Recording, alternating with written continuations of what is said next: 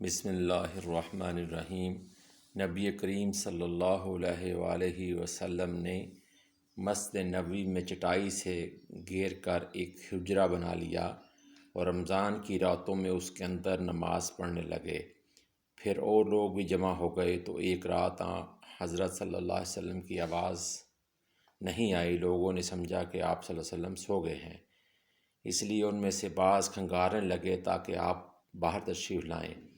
پھر آپ صلی اللہ علیہ وسلم نے فرمایا کہ میں تم لوگوں کے کام سے واقف ہوں، یہاں تک کہ مجھے ڈر ہوا کہ کہیں تم پر یہ نماز تراویح فرض نہ کر دی جائے،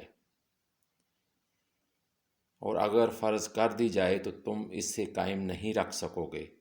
پس اے لوگوں، اپنے گھروں میں یہ نماز پڑھو، کیونکہ فرض نماز کے سوا انسان کی سب سے افضل نماز اس کے گھر میں ہے۔ صحیح بخاری۔